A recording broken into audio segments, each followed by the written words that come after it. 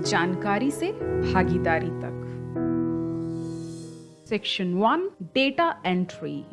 इसमें हम data entry के बारे में जानेंगे। होम स्क्रीन पर 4 सेक्शन हैं। पहला है SECC data, entitlement card data, नया रिकॉर्ड जोड़े और परिवार विभाजन।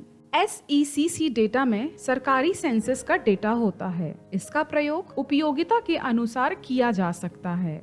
गांव में काम करने के लिए इंटरनेट कनेक्शन की जरूरत नहीं होगी। आइए सबसे पहले हम नया रिकॉर्ड जोड़े में जाते हैं। नया रिकॉर्ड जोड़ने के लिए हमने जैसे ही नया रिकॉर्ड जोड़े को क्लिक किया तो सबसे पहले बुनियादी सेक्शन ओपन हुआ। जिस व्यक्ति का रिकॉर्ड हमें ऐड करना है उसका नाम, उसके पिता या पति का नाम, माँ का नाम, जन्म की तारीख जोड़ें। यहाँ कैलेंडर में महीने का ऑप्शन ऊपर से आता है। साल बदलने के लिए मैंने बर्थ ईयर लिखा और नीचे जाकर उसे क्लिक कर दिया। मोबाइल का 10 डिजिट नंबर डाला,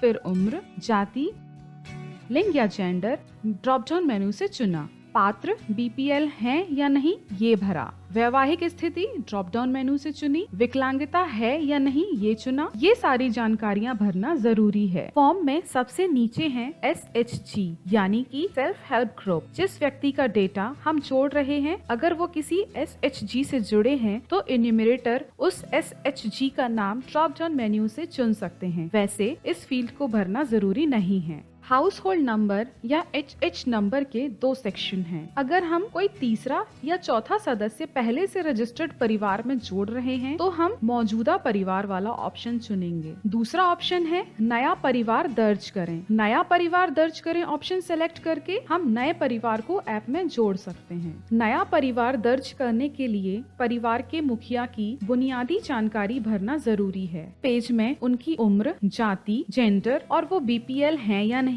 उनकी वैवाहिक स्थिति जैसी जानकारी भरने के बाद हमने सम्मिलित करें बटन क्लिक किया तो हमें अस्थायी हाउस होल्ड नंबर मिला, नंबर 386। अस्थायी हाउस होल्ड नंबर गीत मोबाइल ऐप से जनरेट होता है। मौजूदा परिवार वाले ऑप्शन को क्लिक करते हैं तो हमें 2 ऑप्शन दिखाई देते हैं। पहला हाउस होल्ड नंबर और दूसरा अस्थायी HH नंबर। अगर आप किसी पहले से रजिस्टर्ड परिवार में नए मेंबर को जोड़ रहे हैं तो आपको उसका अस्थायी HH नंबर याद रखना होगा।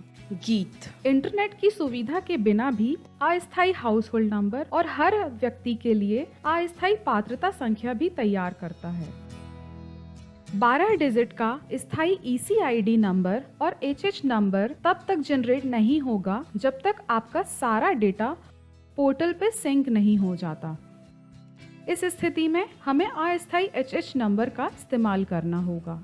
सेटिंग्स को क्लिक करके जैसे ही मैंने डेटा सिंक करें पर क्लिक किया वैसे ही हर एंट्री का स्थायी नंबर और HH नंबर ऐप में आ गया। इसके बाद इसी परिवार के किसी सदस्य को ऐड करने के लिए एक अन्य जोड़े पर क्लिक करके हम इस परिवार के दूसरे सदस्य को जोड़ सकते हैं। यदि आप नया परिवार जोड़ रहे हैं तो आपको नया अस्थायी HH नंबर मिलेगा। अगर आपके हितग्राही किसी खास योजना का लाभ उठाना चाहते हैं तो आप उस सब्जेक्ट हेड में जानकारी डाल कर उनकी पात्रता की जांच कर सकते हैं। इन जानकारियों के आधार पर योजनाओं को 10 सब्जेक्ट हेड में विभाजित किया गया है। ये हैं मूल जानकारी, ID कार्ड, सोशल सिक्योरिटी, कौशल विकास, स्वच्छता, स्वास्थ्य और पोषण, आजीविका और रोजगार, आवास, महिला एवं बाल विकास, बीमा और सब।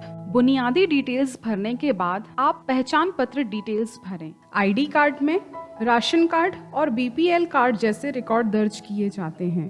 कई बार लोग अपना पहचान पत्र नहीं लाते या उसके बारे में जानकारी नहीं देते, इसलिए ये सेक्शन भरना अनिवार्य नहीं है। आप जरूरत के हिसाब से डेटा भर सकते हैं, लेकिन हमारा सुझाव है कि आप सब में सारा डेटा फीड करवा दें तो ऐप खुद ब खुद बता देगा कि पात्र किन योजनाओं के लिए योग्य हैं। सब ऑप्शन में उम्र भरिए। ड्रॉप डाउन मेनू से जाति चुनिए। जेंडर BPL है या नहीं। वैवाहिक स्थिति ड्रॉप डाउन मेन्यू से चुनिए। गर्भवती अथवा स्तनपान कराने वाली महिला है या नहीं। विकलांगता है या नहीं। शैक्षिक स्तर ड्रॉप डाउन मेन्यू से चुनिए।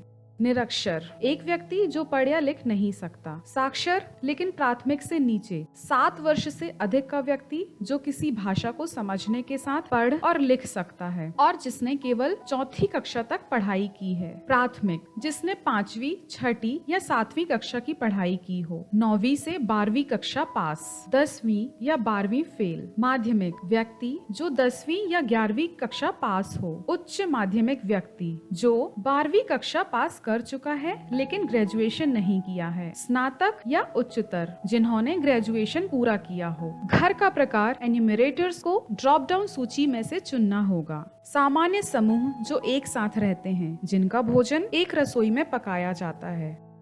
संस्थागत असंबंधित व्यक्तियों का समूह, जिनका भोजन एक रसोई में बनता है। बेघर, जो घरों में नहीं बल्कि खुले में रहते हैं।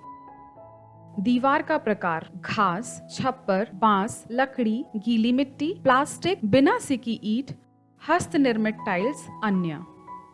आय का मुख्य स्रोत, दिहाड़ी मजदूरी, गैर कृषि एवं खुद का व्यवसाय, भीख मांगना, दान, कूड़ा संग्रहण, खेती, अन्य या कोई नहीं।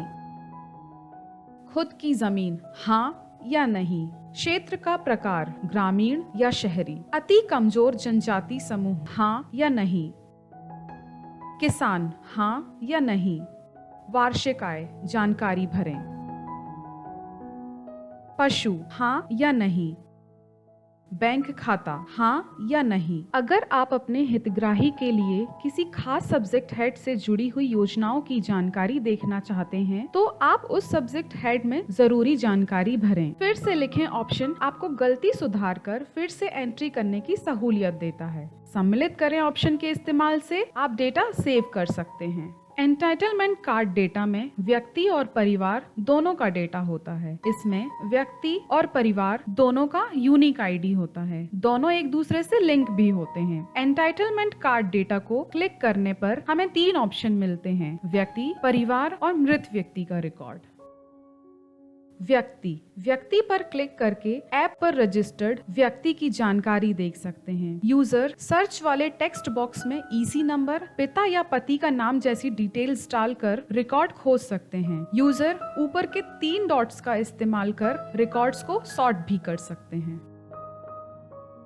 परिवार पर क्लिक करके ऐप में रजिस्टर हुए सभी परिवारों के रिकॉर्ड्स देख सकते हैं। एन्यूमरेटर ड्रॉप डाउन में टेक्स्ट एंटर करके परिवार के रिकॉर्ड्स को चेक और अपडेट भी कर सकते हैं। देखिए किसी एक व्यक्ति या परिवार से जुड़े रिकॉर्ड्स आप कैसे देख सकते हैं। ऐप पर मृत व्यक्ति का रिकॉर्ड ऐड करना जरूरी है जिसे ऐप में पहले से रजिस्टर्ड किया गया हो।